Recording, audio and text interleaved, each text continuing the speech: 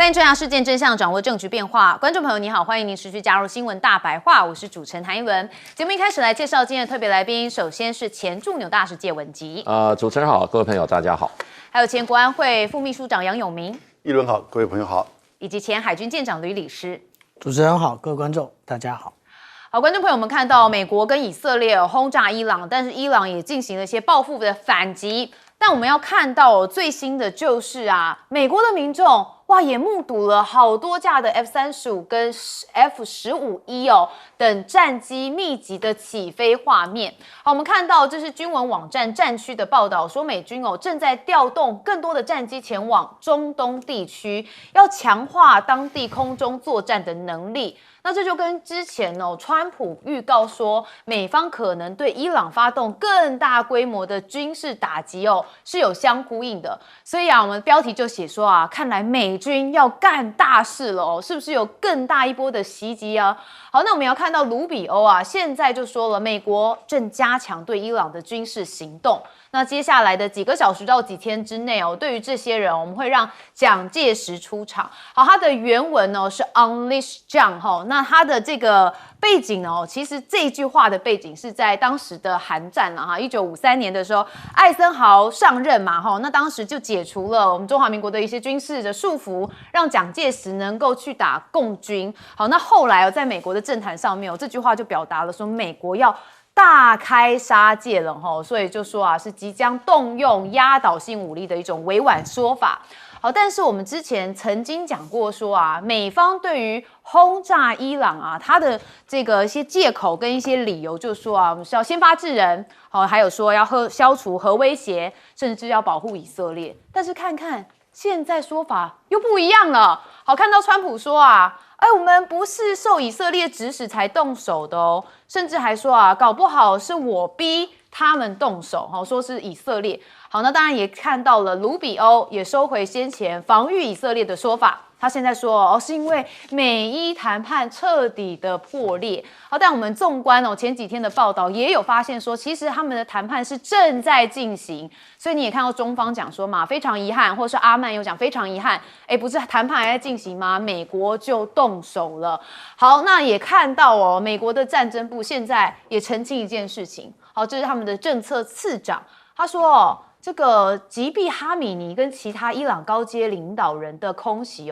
这不是我们美国军事行动的一部分，那个是以色列的行动啦所以不是不是这样子不是美国打的是以色列打的。好，所以大家也觉得说川普怎么搞的？过了一天之后，他把所有的锅甩给以色列了，恐怕是有一些猫腻好，那我们也看到了这个空袭伊朗成为了美国新武器验证场。新型的 PRSM 的首度实战有一些曝光的画面，我们带大家来看。好，这是美军在这一次行动当中除了动用黑色涂装的战斧巡弋飞弹之外，公开影像当中还出现了新一代精准打击弹头那有发射的画面，就是刚刚跟这个观众朋友看到的这部分。好，但是现在美军轰伊朗的弹药到底会不会用完？因为看起来打得很频繁嘛，但是川普说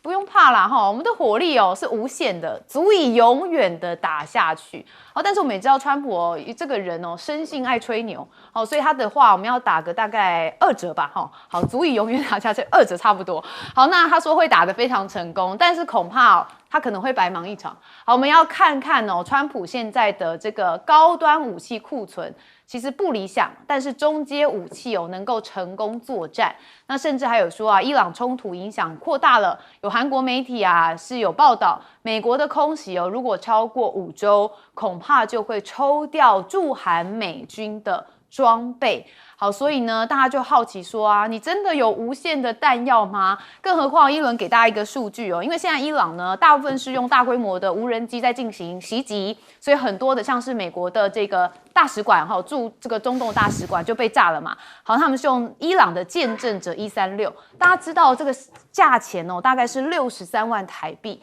但是每次美军要靠爱国者来拦截系统，每一枚飞弹是超过了1.2亿台币大炮打小鸟就是这样，这就是所谓的不对称作战最佳的展现。好，所以你的真的有无限弹药吗？恐怕接下来会拖垮川普吼。好，所以我们看到政权更替的目标落空吗？川普现在认了，有最坏情况就是可能会白打啊，因为我们看到，因为他追求的是政权要更替，那可能会失败。因为最终上台的人跟前者可能并无二致。那确实现在有在讨论说，已经推举已故最高领袖哈米尼之子穆吉塔巴来接任最高领袖，所以就代表这个强硬派不会改变那也没有办法扶植一个他自己要的话，那川普就是白忙一场。因为不管伊朗谁接班，都不可能亲美。所以我才一直讲说嘛，这个川普我不看新闻大白话就不知道，你看他去攻打伊朗，常常就是会有一些状况发生。那我们现在在之前的节目曾经提过的，通通都印证。好，我们还是看到一开始，因为现在说 F-35、F-15E 都在美国的这个上空当中，要飞到中东，所以蛮多美国的民众是认为说这场战争可能还会持续下去，但是能持续多久呢？我们先问介大使。因为这场战争，如果川普在未来2周里面没有办法取得决定性的胜利的话，川普就失败了。因为美国国内对这场战争的支持度本来就不到30%， 25%左右。那川普这个是冒了很大的险，可是我觉得川普是自己喜欢冒险。不管你今天就是说把这些伊朗的这些哈梅尼这40多个伊朗的政军领袖你一锅端掉了，那可是并不表示伊朗就会自己的，就是说怎么瓦解。那川普如果当时有这种见猎心喜的话，那就表示他这个不够沉稳，因为他不知道这个伊朗是有将近9000万人民，然后大概160万平方公里土地的一个大国，易守难攻，那所以事实上的话。这个英国的首相斯凯尔公开就讲说，你不可能靠空中的打击赢得一场战争。这句话就把他的这个整个的这个想法也被一锅端掉。那斯凯尔最近川普对他很不爽，川普说，在英国的这个首相他不是丘吉尔，不是美国，丘吉尔是美国的朋友是没有错，那也不是丘吉尔，他只是说没有说不是朋友可是已经讲得很重。可是呢，法国也出来讲话啦，法国的马克龙也出来讲说，我们不支持这场战争，因为它违反国际法。所以呢，这场战争在国内也不支持，国际社会它的重要盟友也不见得愿意去帮忙的情况之下川普是个人承担所有他的政治责任在里面。那这里面所谓的成王败寇，成者王，败者寇，他不能成的话，他就不会是王，这是一个很现实的。历史上这种阴间太多了。那川普现在呢，他要升高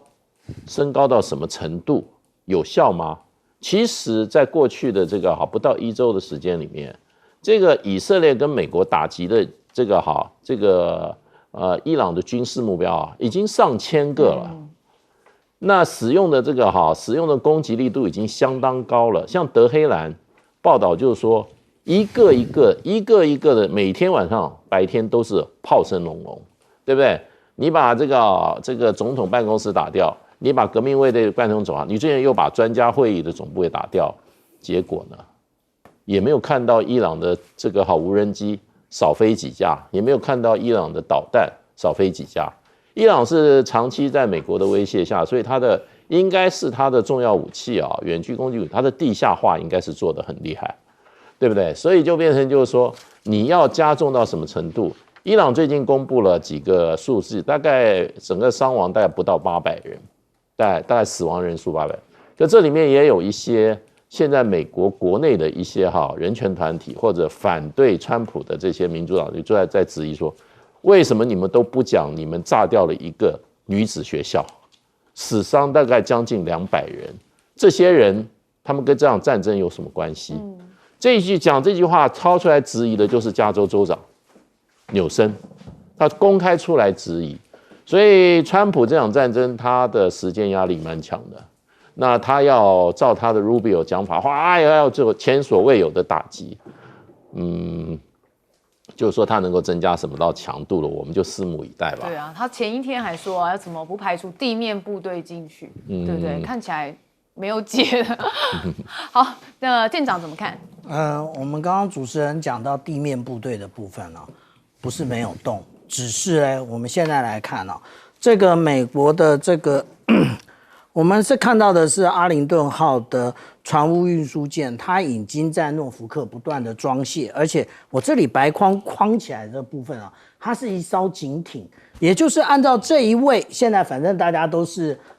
特派员啊，相机拿起来拍了就是。那我们看到这个。也就是他说这个警艇不断的来回巡弋啊，他说如果美国啊现在急于补充装备，这表示川普在这个点燃战火之前呢，基本的战备和装置都没有就位啊。那只有这样而已吗？那当然不是这样啊。我们来看到啊，现在连这个奇努克，那这一个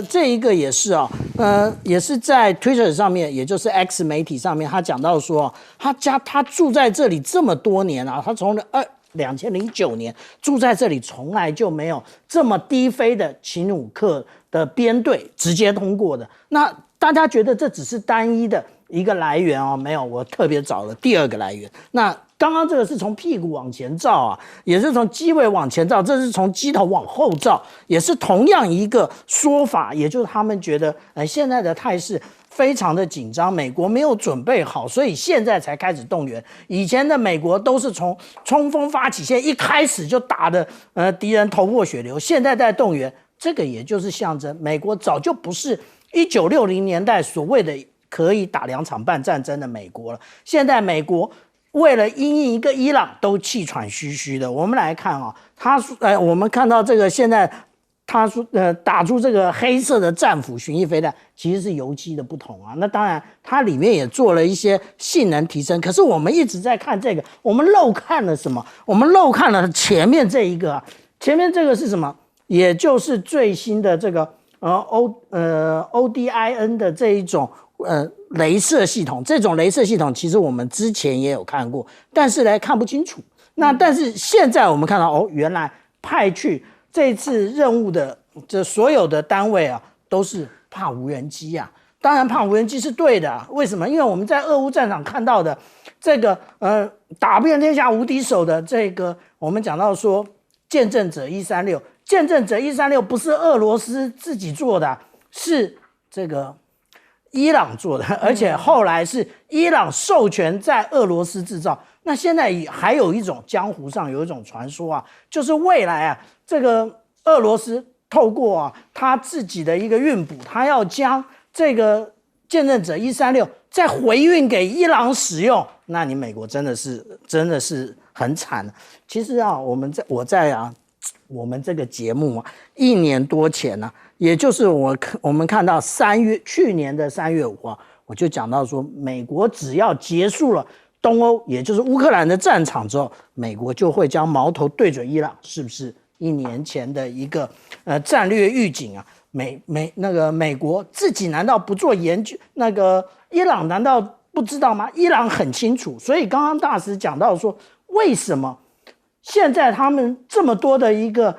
领导人都被干掉了，为什么还很有序的攻击？因为他们原来的战法通通都研究好了，而且他们也知道他们会被一锅端。那他们如果被一锅端的时候，他们就说下面的人按章行事就是了。所以美国要特别提醒一下，现在不是开始，而只是噩梦的持续。所以这个伊朗可能 maybe 早就有 Plan A、Plan B， 对不对？然后杨教授怎么看？川普现在大概有3个没想到。第一个没想到，我一举把伊朗的神权高层49个人，包含哈梅尼，整个端锅斩首，他居然没有瓦解，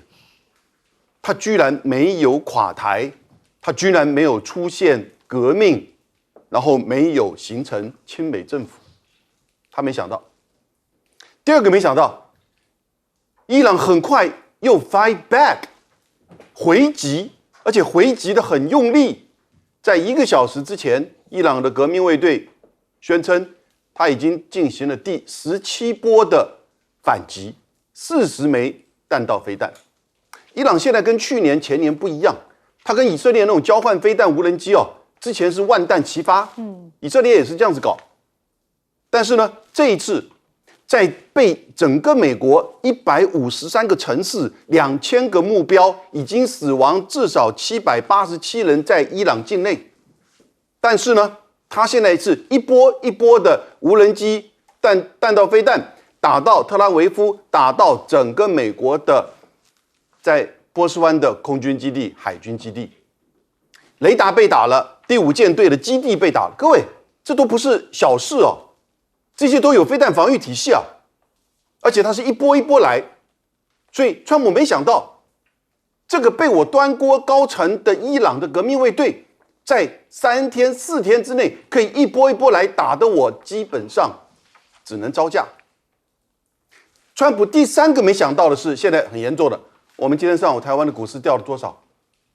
这个4天的攻击，美国跟以色列和伊朗的相互的攻击，已经造成可能的能源危机跟经济冲击了。因为荷姆斯海峡从昨天到今天，革命卫队的高层说，我们已经完全控制荷姆斯海峡。他其实没有派任何舰艇在那边，因为荷姆斯海峡其实最窄的地方只有33公里，那分别就是伊朗跟阿曼的这个领海范围之内。可是他宣称，任何人敢过的，我飞弹一定让你好看，所以没有一个油轮敢过。从昨天到今天，那边是空的，两边各集结了差不多上百艘的这个油轮、天然气轮。所以各位，全世界20%的天然气，全世界20%的原油现在卡在那边。所以股市，尤其是在东亚地区的国家，就是解释为什么台股今天掉到1500多点以上吧，日本掉了2000多点。好，所以你就想象到，川普有3个是个没想到，可是当然也许他的脑袋想不到啊，因为他太单线、太直接了。可是现在简单的说，美国其实是打斩首战，而且已经打完了。川普现在在打生存战。他要持续的生存，伊朗在打生存战，而且他已经没有底线了。你都对我全面的攻击，将我的最高领袖给斩首。其实对伊朗而言，他们认为哈梅尼是殉道，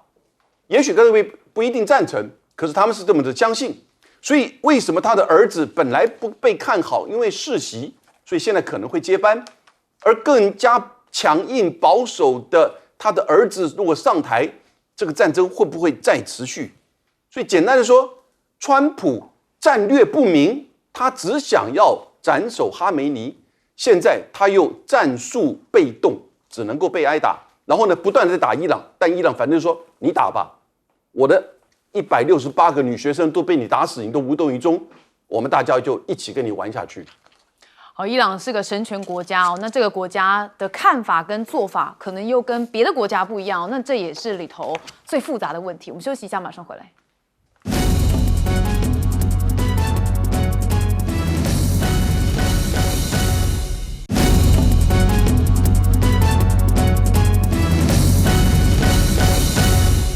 好，我们刚刚前面已经讨论了哦，其实这一次美国跟以色列轰炸伊朗，伊朗当然不是吃素的哦，他们其实可能早就有一些计划哦，也就是如果领袖也已经阵亡的话，他们还是照样的来攻击，所以可以看到他们大动作在反击哦。现在看到他击中位于印度洋的美军舰，有2舰被击中之后燃起了大火。好，我们看到这是伊斯兰革命卫队他们发布了真实承诺4的行动第19号的声明。好，声明当中也说啊，我们革命卫队对于位在印度洋的美军战略目标展开了强有力的导弹袭击。好，袭击目标是距离伊朗海岸650公里处的美军驱逐舰跟补给舰。好，那这2舰被击中之后是燃起了大火。好，那伊朗的海军副司令现在也说我们已经完全的控制了荷姆兹海峡。好，那多艘的运油船也被击中了。好，那这位副司令啊，他讲说啊，荷姆兹海峡完全是一个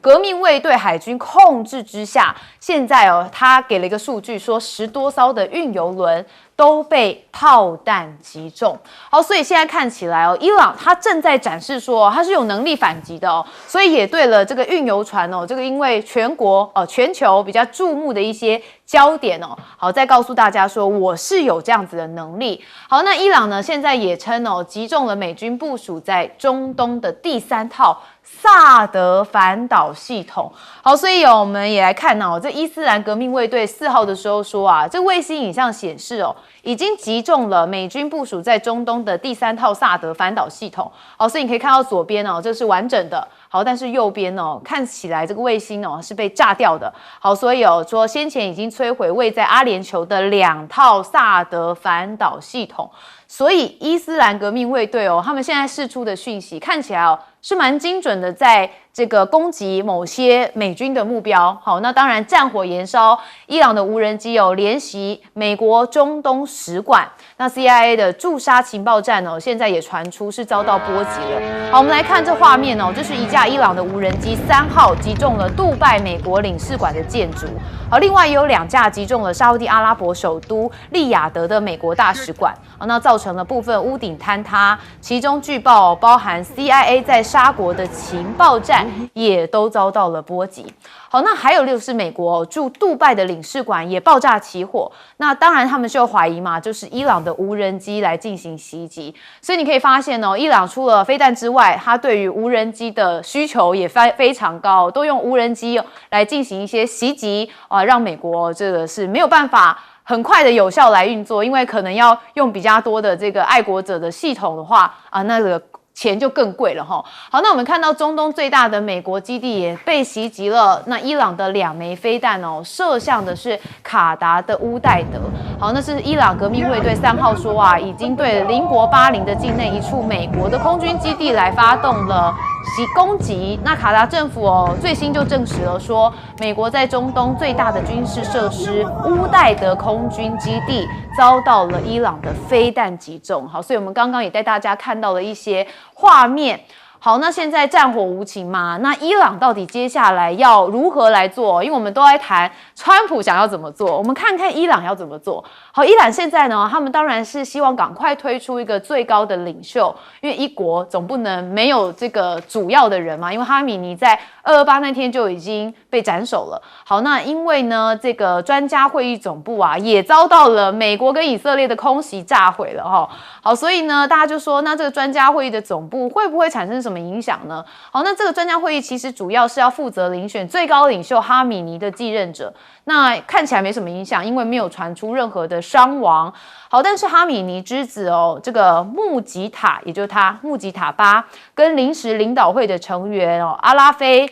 他们就被视为是下一任最高领袖的2大热门人选。好，但是如果一直有关注我们节目就知道，阿拉菲在前几天的报道当中，曾经有被说好像疑似已经身亡了，所以这2个人要先确认他们是不是还在世啦齁。那伊朗最高的国安会首长拉里贾尼也是一个核心的角色。好，这个拉里贾尼就是之前跟川普对呛说我们没有要跟你谈的那一位。好，那伊朗的执行哈米尼的意志，全面点燃了中东区域的战火。金融时报说伊朗当局现在是已经全面的启动跟先前高阶军方共同制定的区域升级计划。好，透过大规模的袭击波斯湾的这个能源设施、关键基础建设跟美以盟友目标，就是希望制造全球市场动荡，迫使美国跟以色列停止军事行动。好，但我们知道战火有时候就是一触即发，目前看起来还算是点对点之间的，那会不会变成一个区域性的？我们是比较关注。好，因为军事的部分，我们先问舰长。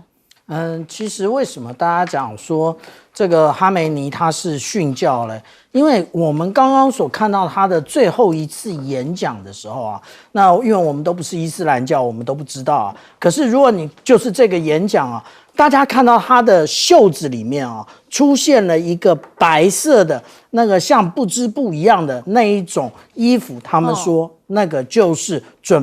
殉教的准备啊。那所以这个是很明显的，所以伊斯兰教他们这些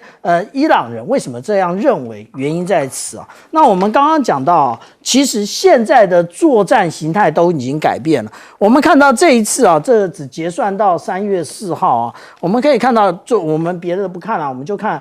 伊朗是怎么样教训以色列的。他发射了那个200枚的飞弹，以及那个100枚的这一个无人机，一共攻击300个目标。那我们看到的这一个红色的一点一点，全部通通都是还打到了塞浦路斯啊。那另外呢，我们来看到说，对于伊朗来讲，它这里面蓝色一点一点的，也就是美国的攻击。那其实这个真正影响的，也就是刚刚我们在广告的期间所提到的有关于股市的部分呢，也就是昨天赫姆兹海峡就已经宣布它已经关闭了啊。那它关闭之后呢，那当然有不怕死的嘛，对不对？我冲一下嘛，对，你冲一下就被攻击了。那如果说我们来看啊，这是一个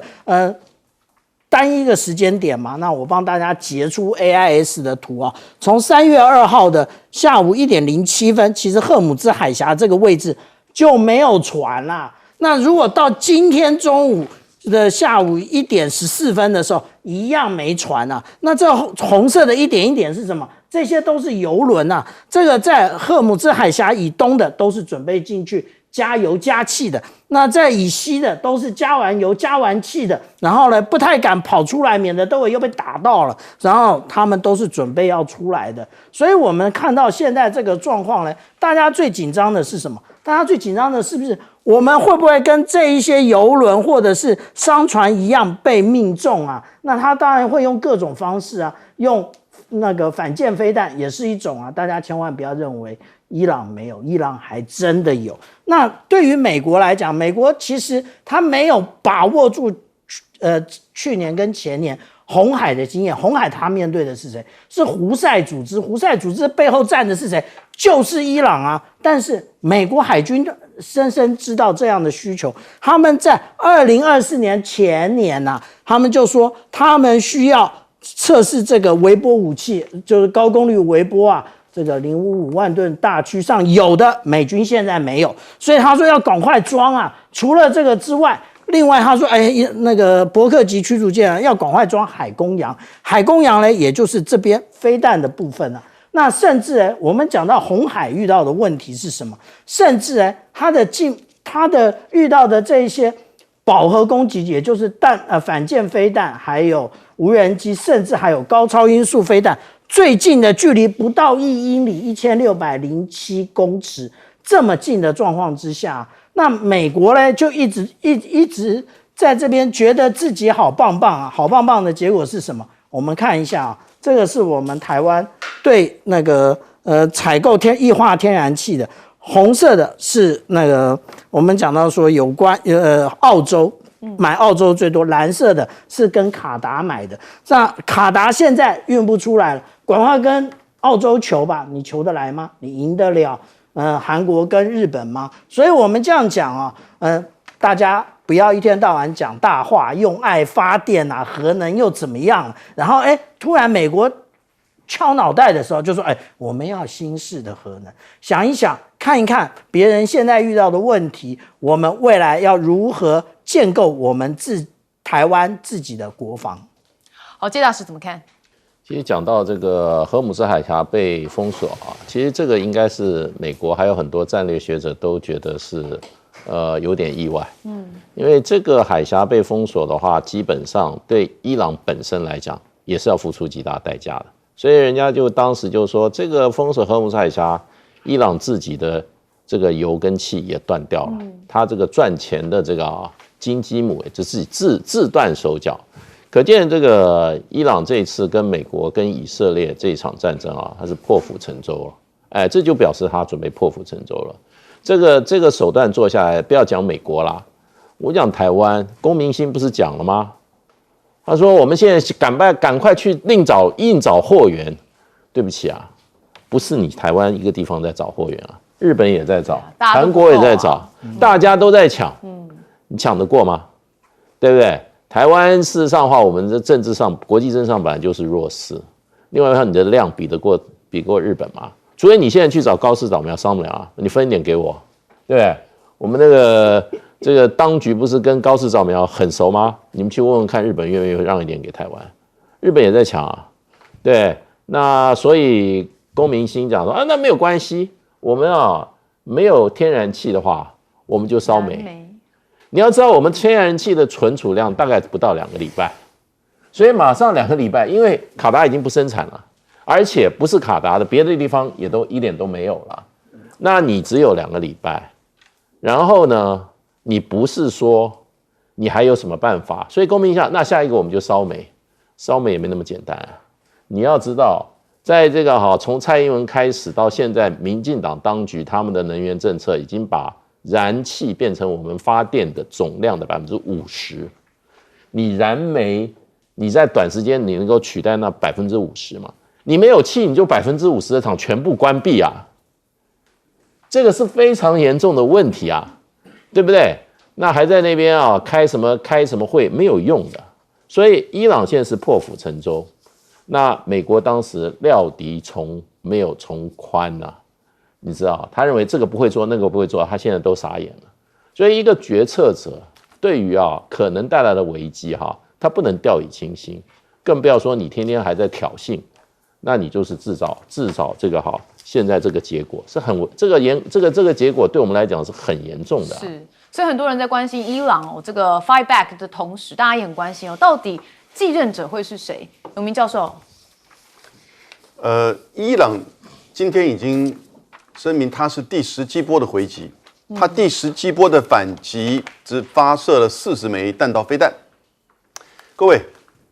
整个大家不只是川普了，我全世界都觉得有点惊讶。伊朗这一次最上层都被整个端锅了，斩首了，可是他现在的回击非常有节奏，非常有策略，非常精准。当然，造成的战损，刚开始的时候并不是很明显，现在开始不断的扩大。飞弹基地，然后呢，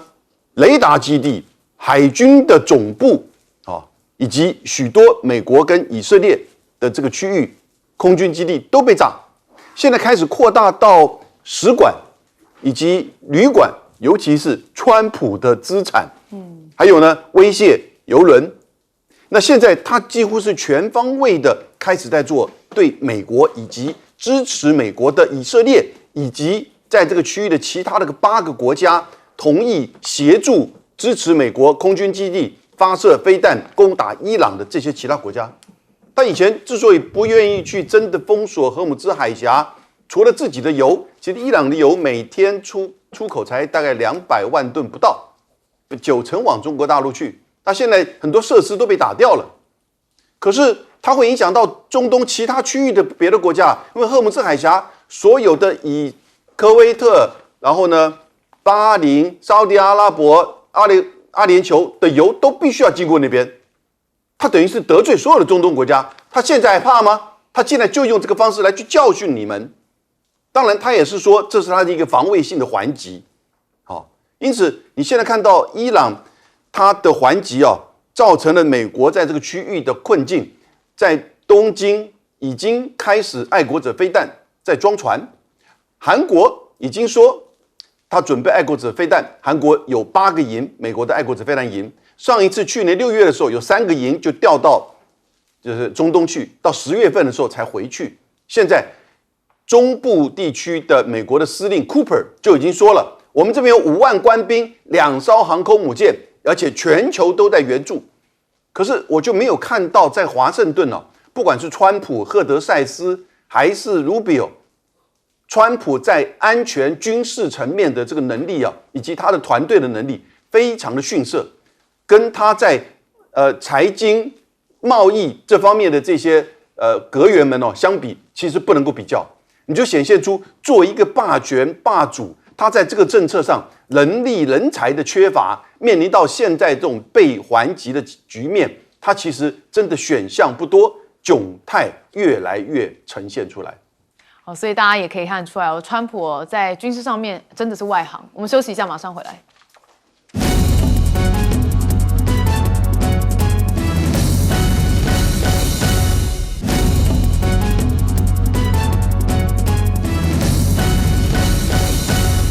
好，川普边打这个伊朗的时候，他心心念念的恐怕也是川习会哈，因为报道说在3月底的时候，他就要到访北京这边去。好，到底会不会有变数呢？我们先看到啊，贝森特跟何立峰啊，下周2人要见面了，而且在巴黎讨论的就是美中元首会面之后可能会促成的商业协议，但是会面的时间跟地点仍可能会做调整。那香港的华南早报就有报道说啊，北京跟华府已经开始探讨重新双向投资的途径，那可能会成为川普访陆期间少数可以对外公布的成果之一。那现在美国嘛，1月才袭击了委内瑞拉，又抓捕了这个马杜洛。那2月28号跟美国、以色列联手发动了空袭，击毙了最高的伊朗领袖哈米尼。但这2国都是中国主要的石油供应来源，所以就有人解析啊，美国短短2个月2度的打击北京的重要伙伴，这个盘算啊，会不会是在为川习会增加谈判的筹码呢？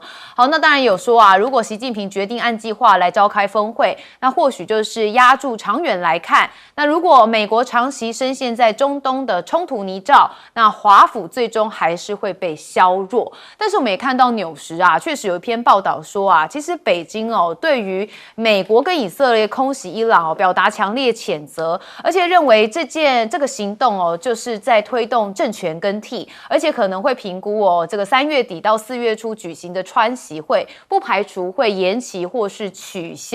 所以大家跨龙博啦哈，因为前几天问了毛宁也没有给一个具体所以大家就是觉得这件事情恐怕还有变数。好，那前白宫国安会中国事务的主任说啊，北京更关心的是如何管理跟美国的关系，而非为中东全面的翻脸。好，所以他也觉得这次美国啊，哇，在中东实力很强也凸显了中美在军事实力上的差距。好，那现在我们刚才也特别提到了英国的首相，他这次没有支持川普，所以让川普不满，说啊，你们英国跟西班牙都没有支持我对伊朗采取攻击，所以对英国表达不满，还批施凯尔不是丘吉尔，那也扬言终止跟西班牙的所有贸易。但西班牙政府也呛回去说啊，我们有能力来应对你对我们的贸易威胁啦。那法国总统马克宏则是说，我们也不认可你对伊朗发起的军事行动，说这违反了国际法。那马克宏也是直接杠上了川普。好，那中东的战事延烧我们看到欧盟跟波湾国家还要举行会谈就是在5号的时候透过视讯来进行讨论。所以欧盟在这场战斗是不是被边缘化？所以努力应对冲突带来的后果呢？那最重要还是荷姆兹海峡，我们看到现在川普出招，希望能够稳住能源，说啊，我们要给航经波斯湾的船只护航跟这个上保险，也就是要有一个保险担保跟海军护航。那川普说了，就是要让这个能源自由流向世界，就是有点害怕的意思啦哈。好，那中国大陆的外交部则是呼吁各方要维护荷姆兹海峡航道的安全哈，因为对中国大陆来说，没有了油没有了荷姆兹海峡，当然就没有油。好，那中国现在也趁油价低迷，大量的囤油。那有分析师说啊，中国去年储备大量原油，那这样就有缓冲来克服当前的危机，说中国都不会被波及。好，但这一次我们看到台股重挫嘛，日股也重挫，很多的亚洲股都是重挫的，但是俄罗斯的股市是上涨，因为它恐怕就是最大赢家。你看到因为油市意外迎来转机，那因为现在挪威官员就说了我们可能会跟在意这个俄罗斯的天然气啊，那印度也评估要转向俄罗斯的原油，那难怪他家的股价会上涨好，我们先问的是介大使来帮我们分析一下。对，现在当然这些纽时啊，还有美国的媒体啊，还有这一些跟这个美中事务有关的专家，关切的就是3月底4月初，那个川普还会不会去中国大陆啊？那当然现在都把这个关键放在中国大陆还欢不欢迎他。其实我觉得这个可能还不是真正的重点，真正重点而是到了2个礼拜， 3月下旬以后啊，川普他自己因为这一次这个跟伊朗开战以后，那么那个时候的结果对川普在国内跟国际政治上他的处境是什么？所以变数不是在中国大陆，变数在川普。川普现在看起来目前他是有一点灰头土脸，因为我们不要讲在战场上很多事情超乎他自己的预料之外啊，那么在外交上他现在非常的孤立，他现在只有德国首相昨天赶到华府，表示对他的支持，去是对他一个支持。可是德国对这场战争的能够发挥的作用比较少，因为现在美国是希望英国还有西班牙给他援助，为什么？因为美国在跟西班牙他们的这个领土或所有的他们在海外领域可比较接近以色列，可以给美军各种这种基地上或者各种的支持。英国已经刚开始是不愿意，对，后来也同意了，可是西班牙就不愿意提供他的基地设施。那德国提供的话，有一点远水救不了近火，那法国更不要说了。所以他在外交上也是相当的孤立啊。那所以这个是美国在2次大战以后非常少发生的。他在海外进行战事的时候他的核心盟友北约的成员对他不支持，对他不支持。所以我觉得川普现在有一点点把自己搞得相当孤立。那我们做一个假设，如果说这1-2个礼拜，那伊朗继续屹立不摇，美国就面临何去何从了。对，你看现在美国跟以色列已经在互相推责任了。这时候这个都是兵家之大忌，你的评估不够准确，所有的战场的基本上的现在的状况都出乎你的意料之外，然后你不断的还继续要用口头施压，可是你的实际上物理的作为又看不到成效，然后你的跟你最重要的盟友，你现在又在什么？又把责任互相的推诿然后重要的过去在美国在国际政治上这一批跟班的小喽啰一个个都没有，只有德国总理去了。我想这个德国总理应该就是美国在用强力的外交要他去的。这个东西这个外交是很现实的，有需要的时候，那他的是强力在叫他动员他的盟友，结果搞到这个结局。所以我觉得3月底4月初的事情现在来讲都言之过早。不过问题是，川普到那个时候，第一个能不能出国？第二个，去中国大陆，如果说他是在战场上他是一个失利的元首他还有没有任何底气见这个中国大陆的习近平？好，所以总结来说，现在国际上的每一天都会有很大的变数。永明教授怎么看？前2天葛莱仪有一篇这个发文他说这些所谓的这种自以为是的中台战略学者，停止再去把川普在全世界的这些战争行为跟中美台的三角关系去做连结。我真的觉得如此。因此你就看到，当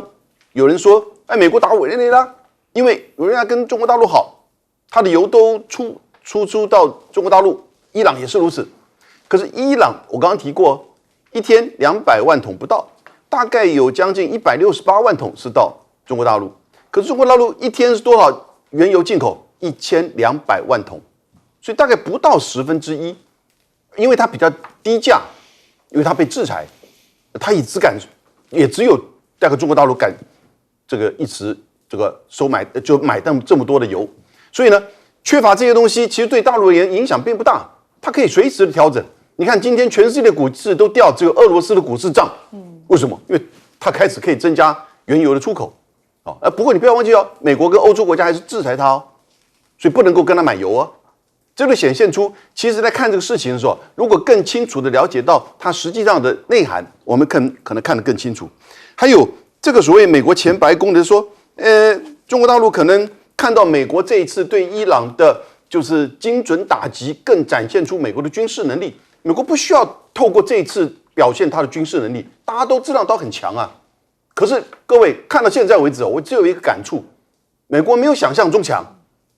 伊朗没有想象中弱。美国应该很强，但是如果你战略不清楚，你战术又被动，你再强的军力，你也是被打。你的确现在可以不断的去针对伊朗，造成更大的伤亡。但伊朗反正已经被你打到，他已经无所谓，没有底线了。那你又造成怎么样？你不能够屈服他的意志的时候呢？你不能够去发动地面部队的时候，其实你对伊朗战术战略都错。